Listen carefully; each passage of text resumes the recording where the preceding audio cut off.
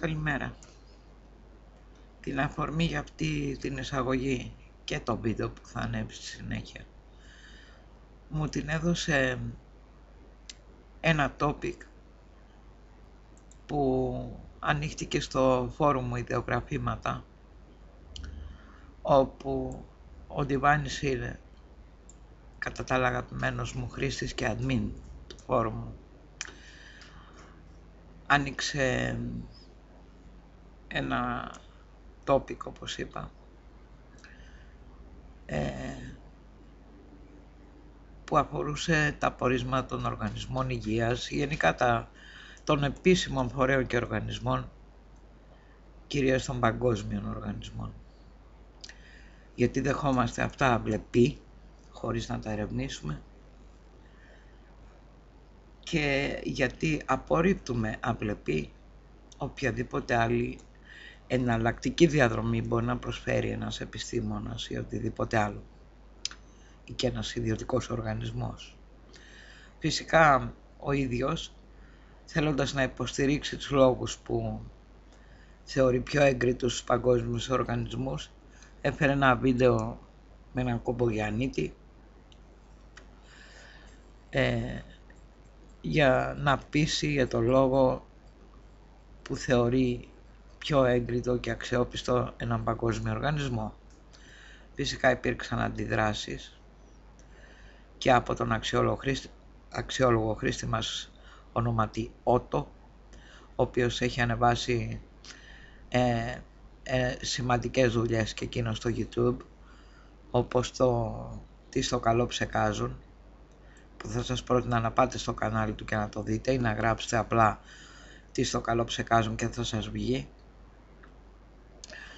Σε κάθε περίπτωση, στο τέλος αποφάσισα να του φέρω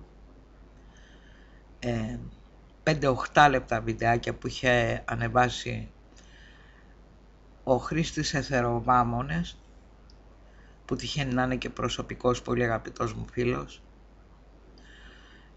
και του είπα τα εξής. Καταρχάς αναφέρθηκα στην ομιλία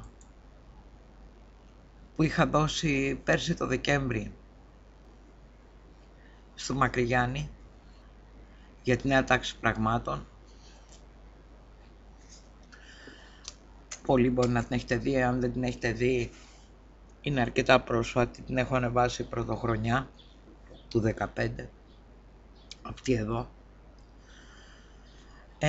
στην οποία βέβαια ομιλία μου, και συγκεκριμένα στο 17 λεπτό περίπου, μιλάω για τον διατροφικό κώδικα.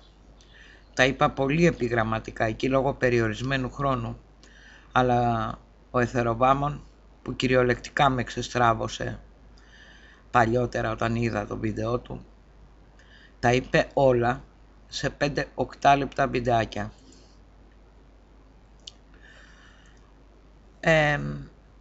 Θα έλεγα να τα δει όποιος επιθυμεί να κατανοήσει αυτά που άλλοι έχουν ψάξει.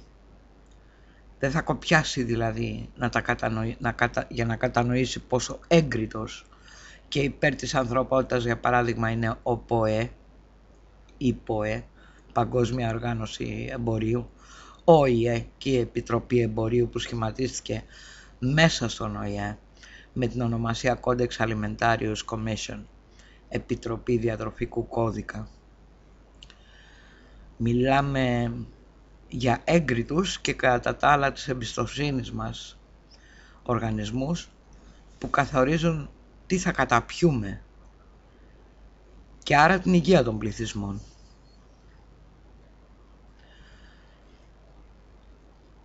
Άντε τώρα, όταν και αν δει ποτέ κανείς αυτά τα βίντεο, να δεχτεί αυτά τα πορίσματα, αυτές τις πολιτικές, αυτές τις πρακτικές από τους επίσημους εντός εισαγωγικών οργανισμούς.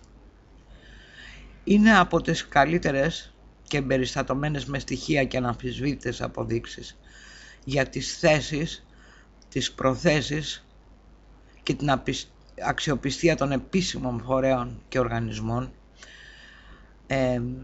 Θα ακούσετε μια καθηγήτρια πανεπιστημίου να μιλάει, δεν τα λέω εγώ, ή ο κάθε επικραμμένος συνωμοσιολόγος. Θα συνενώσω αυτά τα βίντεο του εθεροβάμωνα σε ένα και θα το ανεβάσω εδώ πέρα, διότι δεν νοείται κανάλι σαν το δικό μου που να μην έχει αυτή την πληροφορία και δεν θα μπορούσα να κάνω καλύτερη μεταφραστική δουλειά από τον εθεροβάμωνα, οπότε θα ανεβάσω τη δική του δουλειά, βάζοντας βέβαια στην περιγραφή μου και το κανάλι του, αν θέλετε να πάτε εκεί να δείτε και άλλες αξιόλογες δουλειές που έχει κάνει. Ευχαριστώ.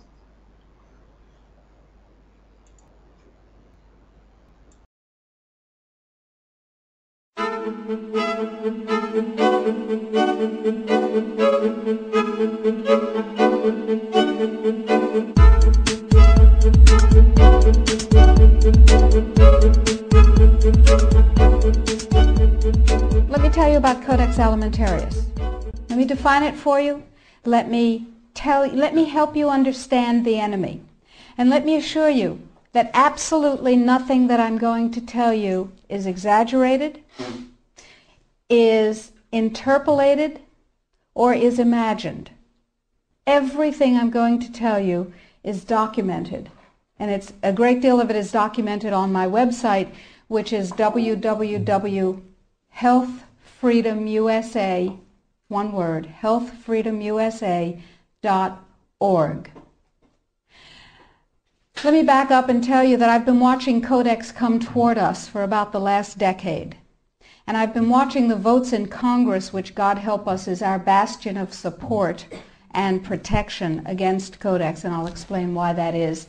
I've been watching the votes to protect our health freedom dwindle until finally in the 109th Congress, without a good deal of activity, we didn't have the votes to protect us.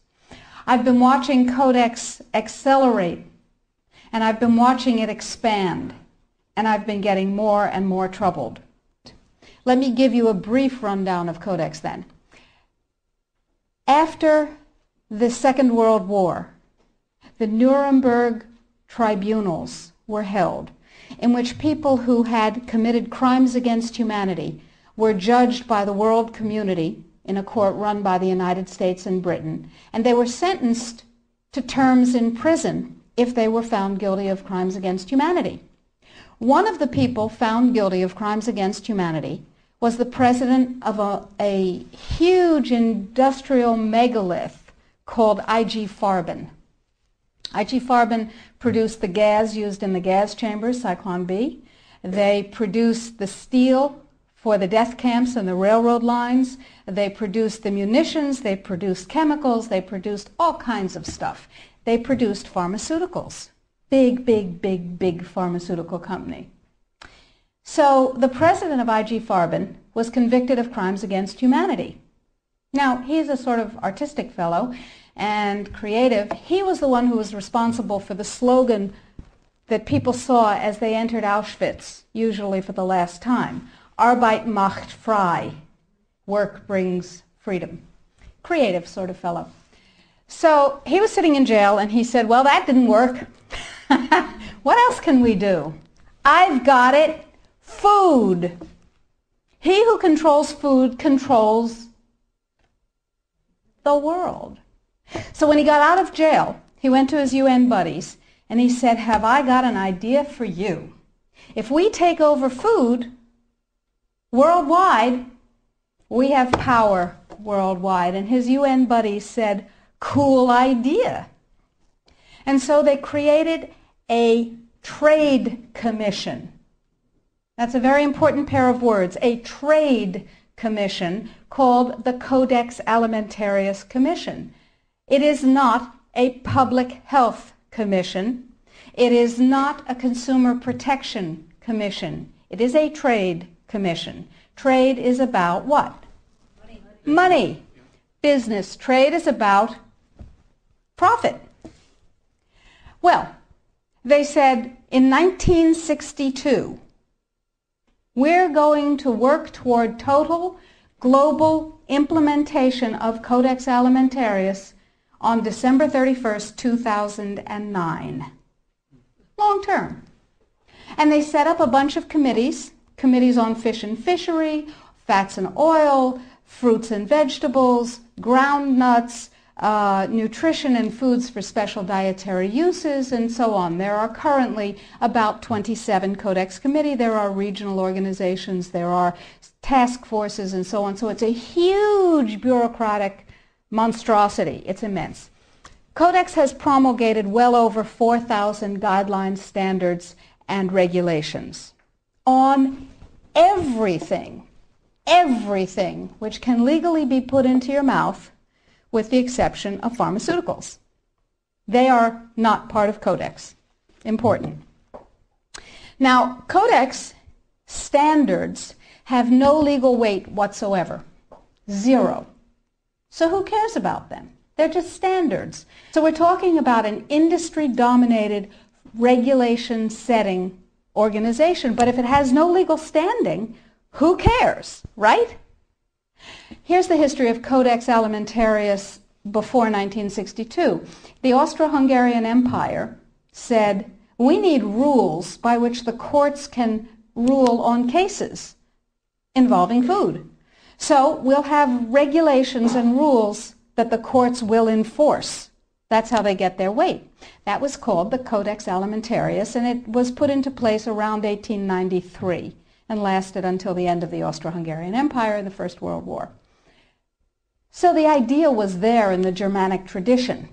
We need rules, lots of rules, lots and lots of rules. We need a lot of rules. Let's have rules for everything to do with food. So it was sort of a natural extension for the German industrialists to say, we'll go back to the good old days of Codex Alimentarius, back when we had them in the Austro-Hungarian Empire. Cool. So they started promulgating their rules and regulations, and they were voluntary. They were sort of guidelines. Now, Codex Alimentarius Commission is administered by the World Health Organization, WHO, and the FAO, the Food and Agriculture Organization. They fund Codex, and they run it at the request of the UN. So they're mommy and daddy to Codex Alimentarius. And that's very interesting, because they're supposed to be about health and food worldwide. Some conflicts of interest that we'll talk about. So Codex started promulgating regulations and rules, and the way that's done is that the committees work up a rule, a standard, a guideline, a regulation, and then they get it to what's called Step 8, which is the final step in their administrative process, and then it's presented to the Codex Alimentarius Commission for ratification, like the vitamin and mineral guideline was presented to the Codex Alimentarius Commission on July 4th this past summer. It was ratified, it was approved by consensus, and it is now, despite the propaganda that you're going to hear, if you ever hear about it in the media, it is now mandatory upon any member country of the WTO, the World Trade Organization. Well, what in the world do they have to do with it? And the answer is everything. The World Trade Organization, you see, accepted Codex when the World Trade Organization was formed in 1994. Okay? They said, well, how are we going to decide trade disputes around food if we don't have a set of rules? I know. We'll accept the Codex Alimentarius rules. And all the members of the WTO worldwide will, get ready for an Orwellian term, harmonize with our standards, with the Codex standards. Harmonize. I suggest you capitalize the first four letters in your mind. So everybody's supposed to harmonize with Codex. And when they harmonize with Codex, then if they get pulled into the World Trade Organization dispute resolution process, they have a chance of winning. Because, here's the kicker. You ready for this one? If two countries go into the World Trade Organization dispute resolution process, and one of them is Codex compliant, and one of them is not Codex compliant, the one that is Codex compliant automatically wins regardless of the merit of the case. People are using Codex compliance as a weapon in a much bigger economic battle. So, every country in the world is racing to do what? To become Codex compliant. So, in the United States, the situation is, okay, how do we become Codex compliant when we have laws that protect us? And you have to remember that Codex does not serve consumer well-being, does not serve health. It serves what I call the 5 bigs. Big pharma, big chema, big biotechna, big agribiz, and big medica. Little you and little me are not served by Codex in the least. So, before we go forward and talk about the rest of what has to happen, let's ask what Codex does. You probably all know about the vitamin and mineral guideline that was ratified on July 4th. You may not know that although it is said that Codex guidelines, regulations, and standards which have been ratified are voluntary, they are not voluntary. That is known as a lie. They are mandatory, but they are not fully mandatory until December 31st, 2009. They're sort of kind of a little bit mandatory now, and they're totally mandatory then. Okay, so what does Codex do? Why do I care enough about Codex to close my practice and stop treating patients who came to me from around the world to help them regain their health and be radiantly well with non-toxic means, which is a very satisfying thing to do. I love it. And it also provided me with an income. That was nice. Why am I concerned enough? Okay, let's talk about the vitamin and mineral guideline first.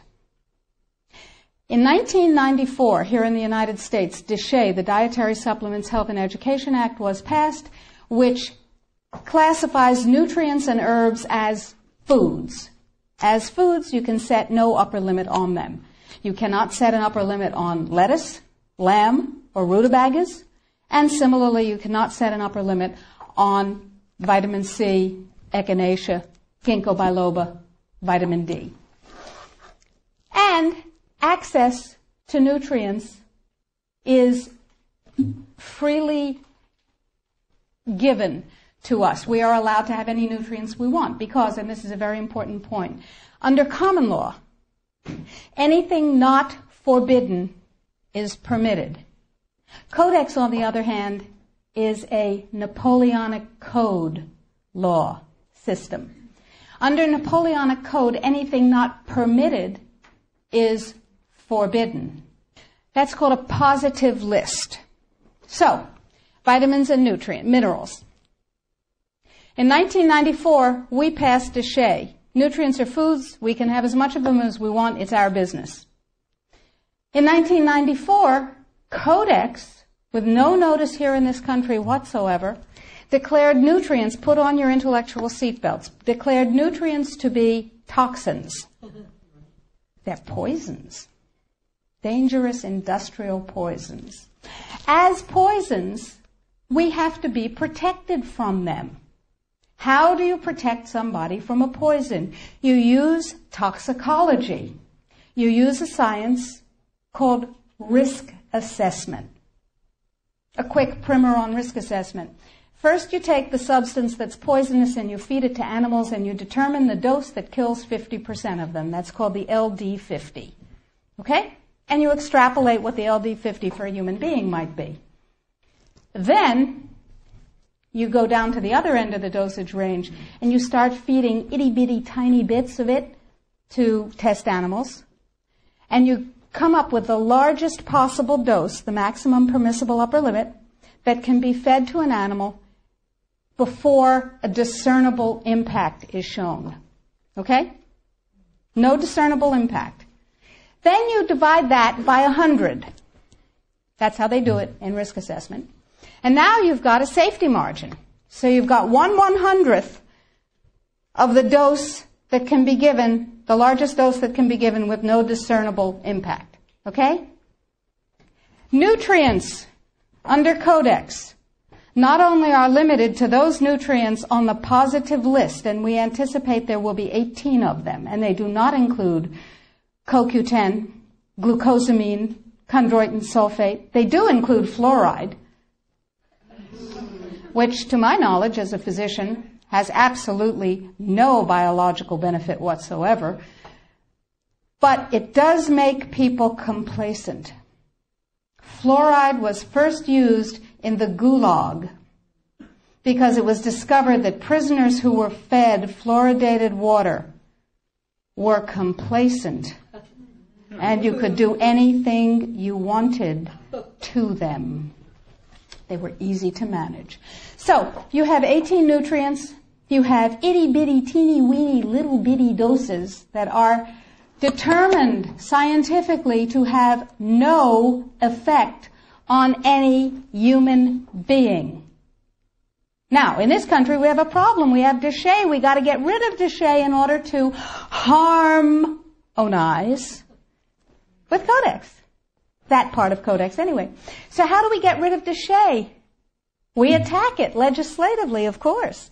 And there are 5, count them, 5 bills currently before Congress designed to overturn, gut, invalidate, and otherwise get rid of déchet.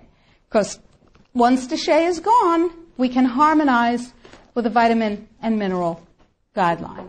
So what we're talking about is waking up one morning and being very surprised to find that high-potency, therapeutically effective, clinically significant nutrients are now illegal in the way that heroin is illegal.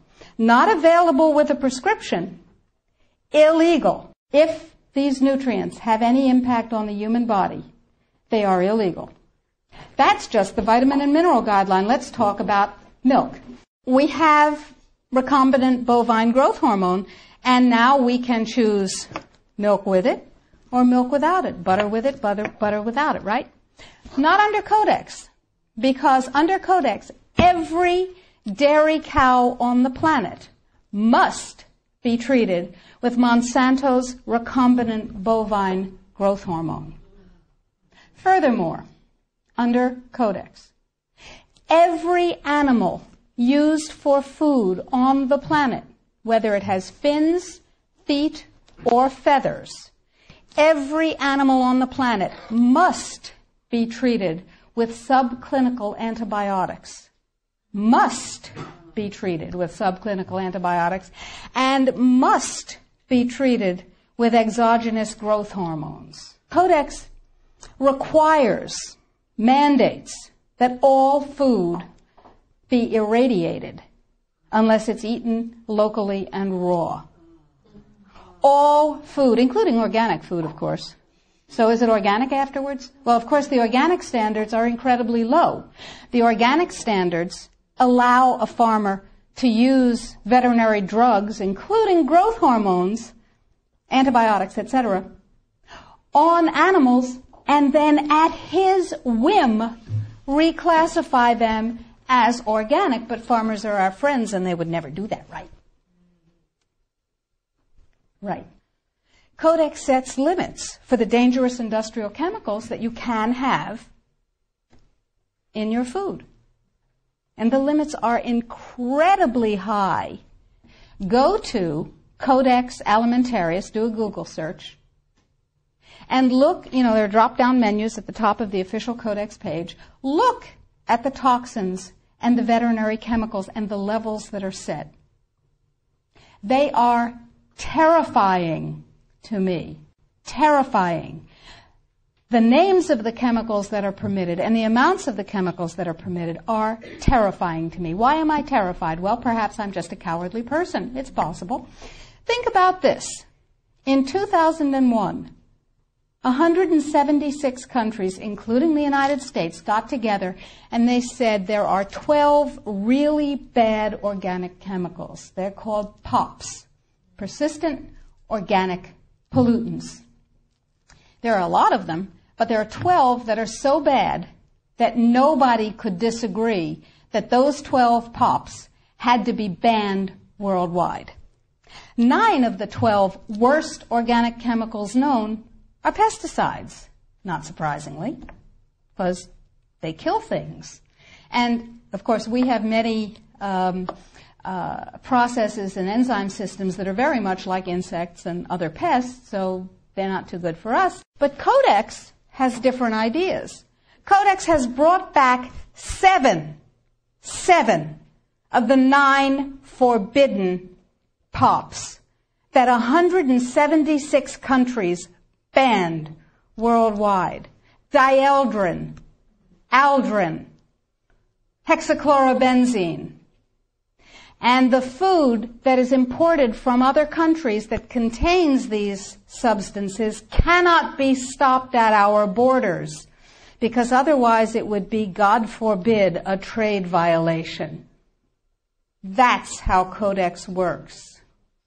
Codex, according to the World Trade Organization and the Food and Agriculture Organization joint projections. Now, I didn't make this up. Please, if you unfastened your intellectual seatbelts, put them back on again.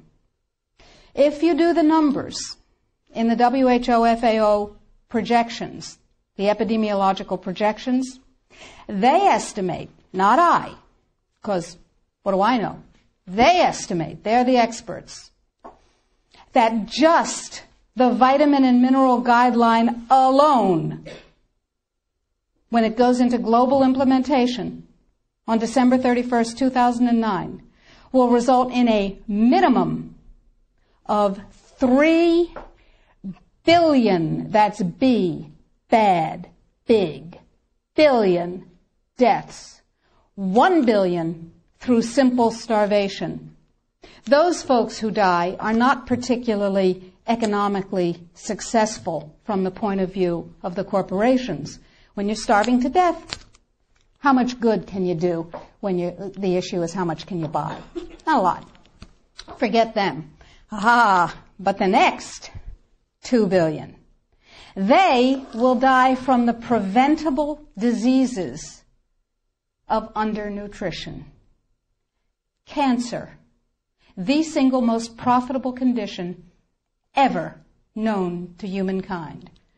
Cardiovascular disease, a good second. Diabetes, pretty good producer. And a whole host of other preventable diseases. Who will die? Who knows? Who will live? Probably those people who are wealthy enough and powerful enough to have their own pushers of clean food and nutrients. That's who will live. You and I? Probably not. Our children? Probably not. Our grandchildren? Probably not. So we're talking about food regulations that are in fact the legalization of mandated toxicity and undernutrition. It will be illegal if there's a famine in, wherever there's a famine, to ship high nutrient density biscuits to that country. And it will be illegal to distribute them. That's what we're talking about. Codex is big and it's bad, but it's not invulnerable.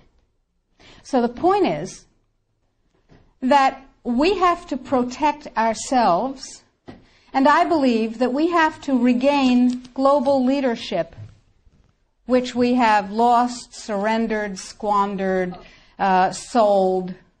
No global. No, we have. We have sold. Just joining the World Trade Organization surrendered our sovereignty. However, parenthetically, I have a team of constitutional lawyers looking at the following question. Are we members of the WTO? Because if you remember from high school civics, the way you get a treaty to be a real treaty is to have it ratified by a 2/3 majority of the Senate. And the way we got into the WTO was they passed a law allowing Bill Clinton to fast-track us into the WTO. That's not a treaty. We're not in the WTO. All right. Yeah. Now, that's a piece of the battle. Tell George. We will tell George, but I don't think he's going to be relevant by the time we tell him. So that's a piece of it, but that's not going to save our lives right now, because do you know, picture in your mind a wasp or a bee trap where the insect voluntarily goes down the funnel and then can't get up out of the trap again? That's codex. A regular law can be overturned, it can be repealed, it can be corrected by another piece of legislation.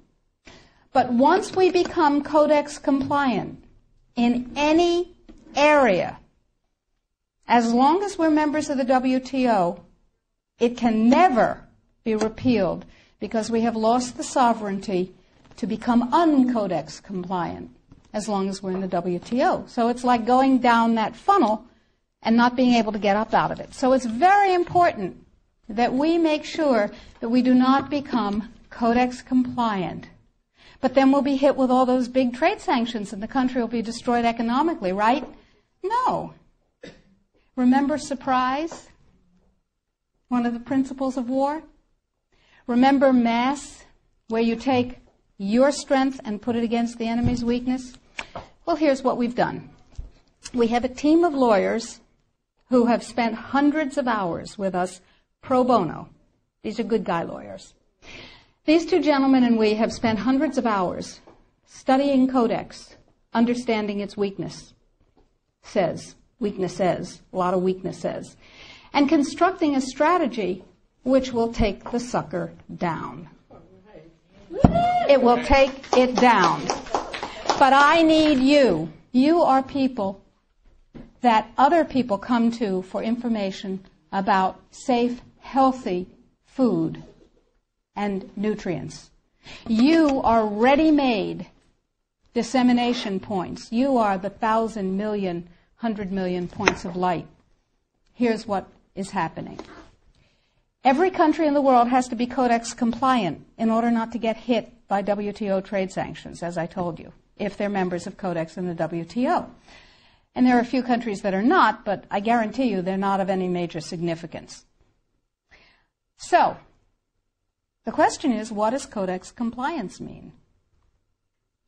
Well, most people, most countries, most legislators believe that it means they have to adopt as their national standard on that particular subject what codex ratified. But that's not the case any more than we're in the WTO. That's not the case either.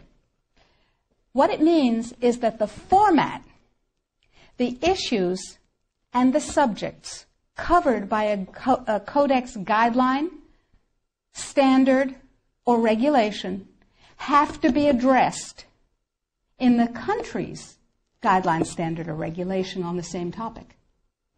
So, what we have done is create the first of many alternative codex guidelines.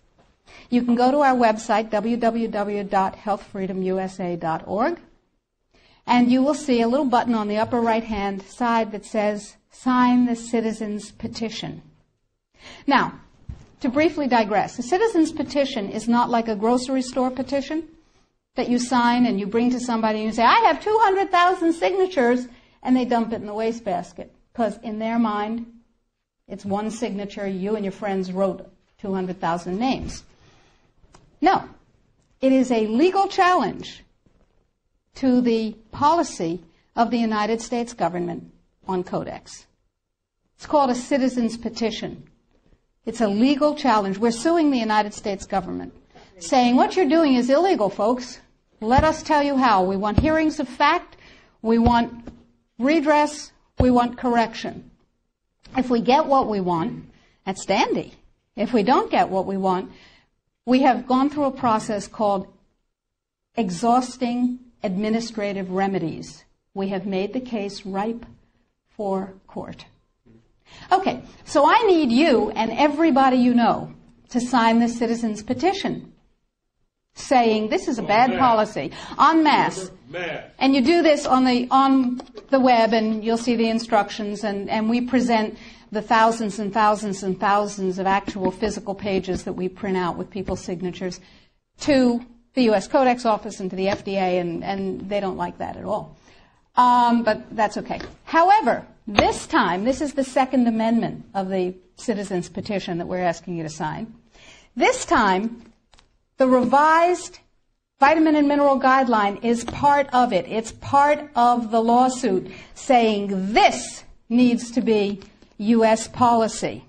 The more voices that say, this is what I want, and you work for me, Mr. and Mrs. Bureaucrat and Mr. and Mrs. Congressman, Mr. and Mrs. Senator, the more voices, the more weight. So step number 1 is read and sign the Citizens Petition. Step number 2 is disseminate the information, the web link. Tell everybody you know. Put it out in your office. Get your patients, your friends, your neighbors, your suppliers to sign the Citizens Petition. And your suppliers, the companies that you use, are going to tell you that you're out of your minds. They will tell you that Codex is not a problem. And they will tell you, anybody here have a dog? Okay. Dog owners know that you ask a dog to heel, sit, down, stay. That's Codex in this country and worldwide. Because the more people who are in Codex coma, the less trouble they have getting this through. So the NNFA, anybody here ever heard of the NNFA? Everybody's heard of the NNFA. Did you know that the members of the NNFA are not just health food stores and manufacturers, but include companies with names you may have heard?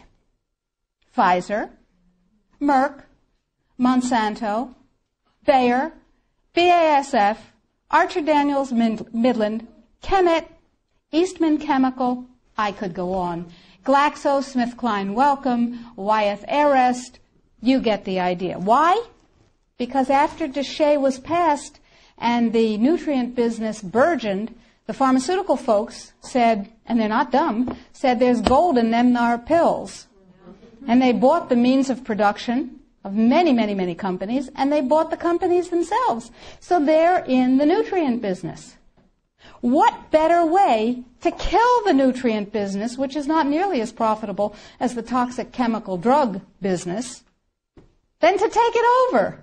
Works every time, right? CRN. Anybody here know about CRN? Council for Responsible Nutrition. Same members. They have lots of multi-level marketing companies. Same members. Okay? And they're serving their members' needs. They're saying, CRN is saying, yay, Codex is coming. It's going to protect us from those dangerous vitamins and minerals and herbs. And CRN is saying, it's fine. Go to sleep, lullaby, and good night. Everything's fine. And they use a report that they commissioned at a reputed cost of $800,000. A report, Sidley, Austin, Brown, and Root, a law firm in Washington, wrote a report for them.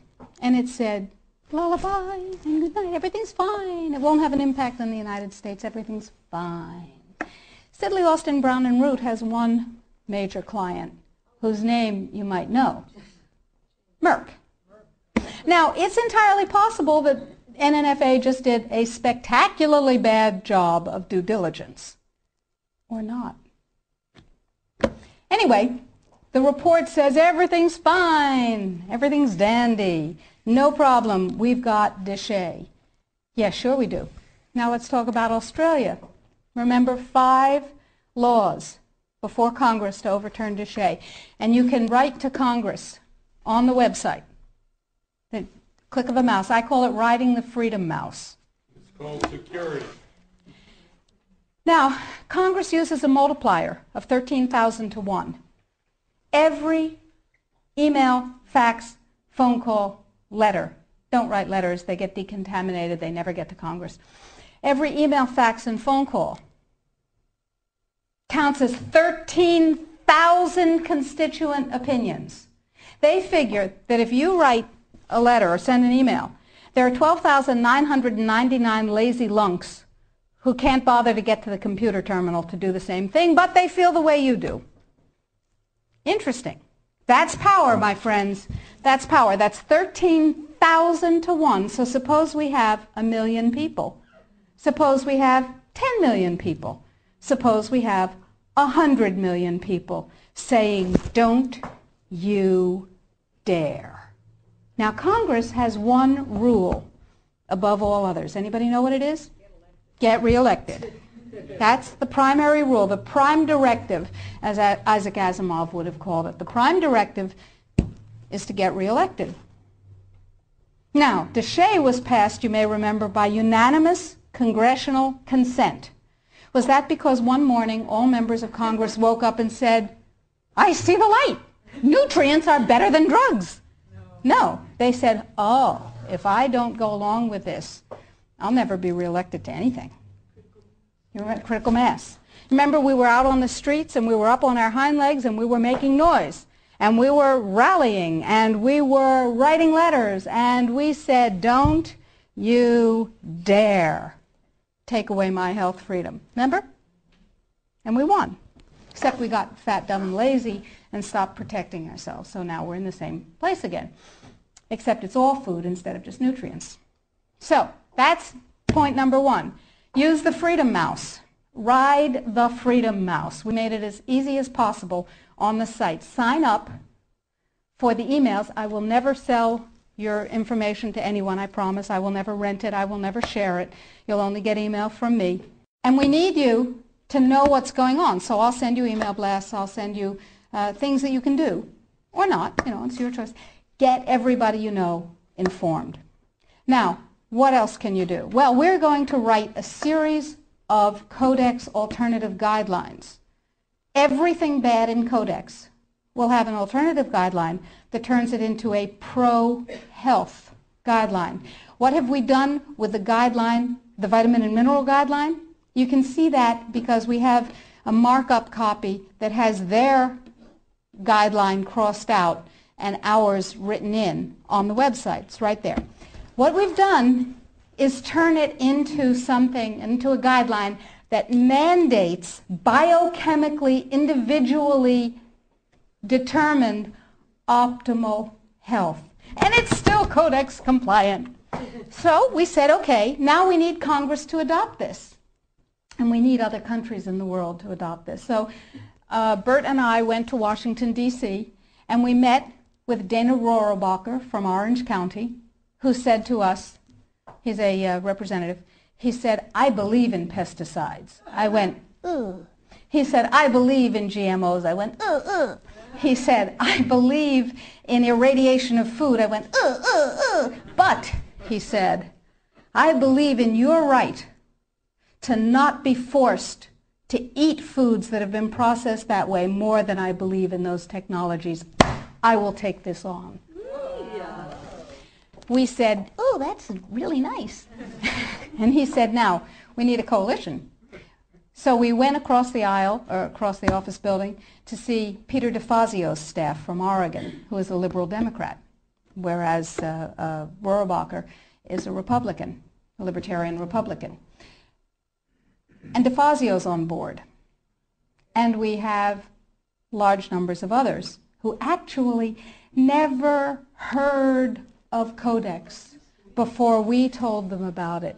Never heard of Codex. We have called every health legislative aide in Congress, and we have said, what's your congressman's position on Codex?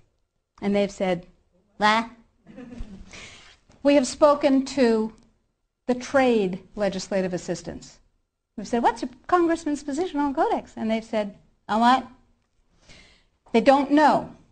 We had a congressional briefing set up on the 20th of September. I was going to address Congress, tell them about it. I thought that was cool. 10 days before, it became a briefing on something else. Another freedom click. You need to write to Congress on the site and tell them that they need a congressional briefing, by God, and tell them you want me to brief them. They don't know. They've never heard of it any more than the general public has heard of it. Gee, how'd that happen? Who knows? Every negative part of Codex can be overturned by a guideline a regulation or a standard that is positive. So we need your help, because the United States leadership in this guideline and all the positive guidelines to follow is what's going to literally save the population of the planet and save your jobs and your children and your families and mine. Thank you.